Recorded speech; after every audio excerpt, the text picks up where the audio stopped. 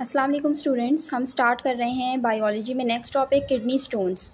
Kidney stones किस तरह से फॉर्म होती हैं बॉडी में, इसको पढ़ लेते हैं। आपकी बुक में लिखा है कि कुछ ऐसे कंपोनेंट्स हम अपनी डाइट में लेते हैं such as calcium, sodium, potassium, oxalates, uric acid, phosphate. ठीक है, कुछ ऐसे कंपाउंड्स जिनका ये नाम है और कुछ ऐसे एलिमेंट्स जैसे कैल्शियम, सोडियम, पोटेशियम, आपने पढ़ा होगा केमिस्ट्री में कि हम इन्हें मेटल्स में शामिल करते हैं। ऑक्सलेट एक ऐसा कंपाउंड है, इसके बारे में लिखना चाहो तो लिख सकते हो कि ये कंपाउंड है जो कि ज़्यादा से ज़्यादा ग्रीन लीफी वेजिटेबल्स में आपको देखने को मिलता है, यानी कि जो ग्रीन लीव्स होते हैं उनमें आपको ये देखने को मिलता है, सच एज स्पिनच, पालक वगैरह, उसमें ऑक्सलेट का लेवल बहुत ज़्यादा हाई होता है। तो इस तरह के compounds in urine get too high. For example ये कंपाउंड्स आपने ज़्यादातर लेना शुरू कर दिए हैं और ये किडनी में प्रोड्यूस होना शुरू हो गए। ठीक है, किडनी में ज़्यादा इनकी कंसनट्रेशन हाई हो गई। अब ये यूरिन में जाहिर सी बात है यूरिक एसिड और ऑक्सलेट ज़्यादा से ज़्यादा यूरिन से हमारी बॉडी में बाहर ही जाएंगे, क्योंकि बॉडी को इनकी ज़रूरत नहीं है। और यूरिन बिकम टू एसिटिक और basic and they combine to form crystals. अब कहीं कहीं क्या होता है, हमारे जब ये यूरिन में फॉर्म हो जाते हैं तो किडनी में कहीं पर ये जब ये यूरिन बनता है तो इनके क्रिस्टल्स फॉर्म होना शुरू हो जाएंगे और वो क्रिस्टल्स यूरिन के ज़रिए इजीली पास नहीं हो पाते, इसीलिए हम उन्हें नाम देते हैं स्टोन्स का। फॉर एग्जांपल आपने सुना होगा कि किसी के गुर्दे में पथरी हो जाती है तो उसी कंडीशन को हम कहते हैं कि क्रिस्टल की फॉर्मेशन हो गई है उसकी बॉडी में। और वो कौन से क्रिस्टल्स होते हैं? ऑक्सलेट के हो सकते हैं, यूरिक एसिड के हो सकते हैं, हाई लेवल ऑफ फॉस्फेट के हो सकते हैं। ठीक है, तो इनके क्रिस्टल्स फॉर्म होना आपकी बॉडी में ये कहलाता है किडनी स्टोन।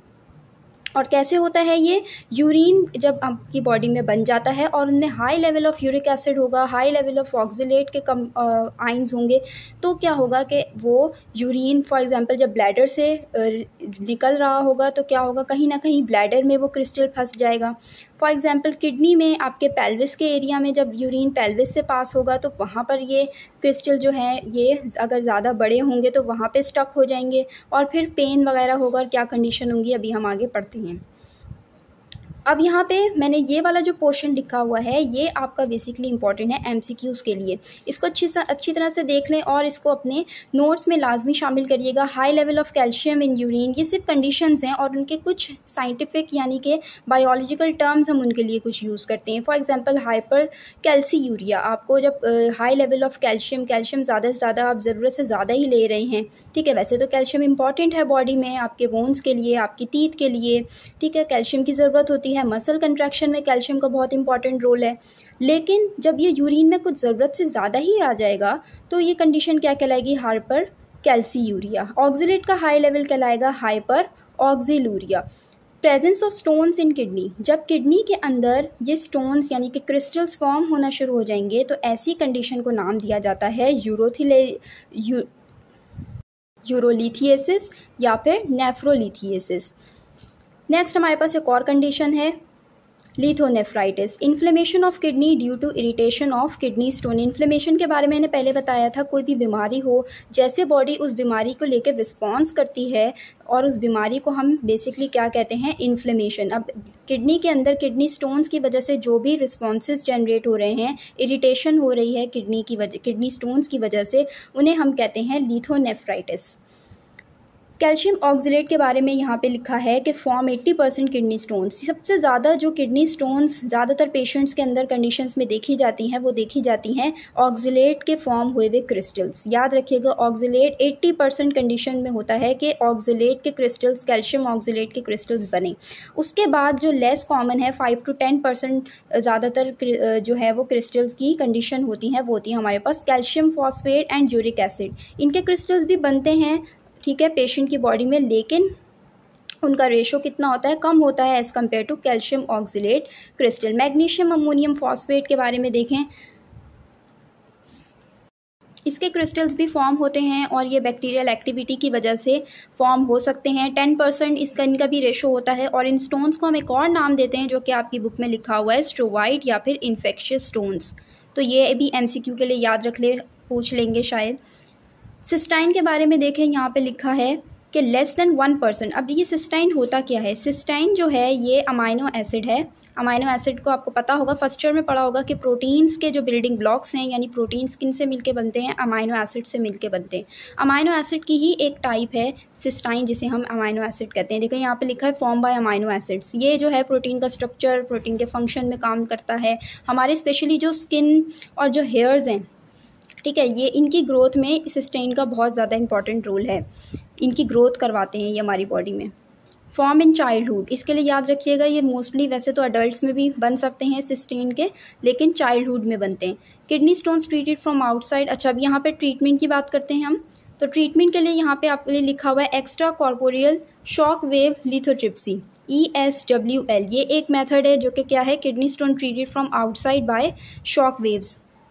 इस ट्रीटमेंट में क्या होता है? इसके अंदर शॉक वेव्स एक हाई एनर्जी वेव्स हैं जो कि बाहर से पेशेंट की बॉडी के अंदर इंट्रोड्यूस करवाई जाती हैं, और इन हाई एनर्जी, बहुत ज़्यादा हाई एनर्जी रखती हैं। हाई एनर्जी शॉक वेव्स के ज़रिए अंदर ही अंदर, अगर तो वो स्मॉल होंगी, ठीक है, ज़्यादा बिग नहीं, अगर स्मॉल स्मॉल क्रिस्टल्स हैं तो वो अंदर ही अंदर ब्रेक कर देंगी इन हाई एनर्जी शॉक वेव्स के ज़रिए। ऐसे मेथड को हम कहते हैं extra corporeal shock wave lithotripsy. Next हमारे पास है प्रीक्यूटेनस नेफ्रोलिथोटोमी, PCNL। ये क्या करती है? Remove kidney stone by crush and pieces are pulled out from nephroscope grasper from kidney.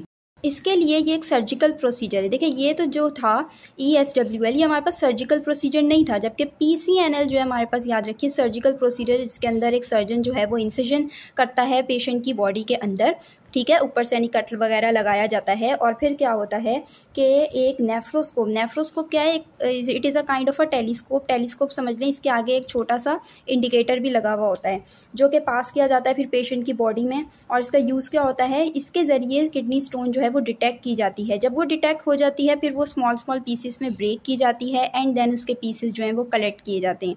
Next हमारे पास आ जाता है laparoscopic pyelolithotomy, larger stones in which kidneys are cut open. अब ये एक ऑपरेशनल आप इसे मेथड कह लें, या फिर ये भी सर्जिकल मेथड में आ जाएगा, जिसके अंदर किडनीज कट ओपन होती हैं। और अगर किडनी स्टोन ज़्यादा बड़े होंगे, कैल्शियम ऑक्सलेट्स के स्टोन्स लगा लें आप, ज़्यादा बड़े साइज़ के होंगे, वो काफ़ी टाइम से पेशेंट को पता ही नहीं होगा कि उसको जो पेन हो रहा है वो किडनी स्टोन की वजह से हो रहा है, वो डॉक्टर के पास नहीं जा रहा है, तो जो क्या होगा, जैसे जैसे वो और कैल्शियम वगैरह या ऐसे कंपाउंड्स लेना शुरू कर देगा, किडनी स्टोन और बड़े होना शुरू हो जाएंगे। तो फिर वो इन मेथड्स के थ्रू नहीं होंगे, डायरेक्ट क्या होगा, फिर किडनीज कट होती हैं और फिर अंदर से स्टोन्स जो हैं वो निकाले जाते हैं। यहाँ पर जो यूज़ होता है वो लेप्रोस्कोप यूज़ होता है, जैसे यहाँ पे नेफ्रोस्कोप यूज़ हुआ है। आई होप आपको किडनी स्टोन्स का टॉपिक समझ में आया होगा। शॉर्ट के लिए इंपॉर्टेंट है किडनी स्टोन्स, अगर आ सकता है तो ये शॉर्ट में ही आएगा। ठीक है, अल्लाह हाफिज़।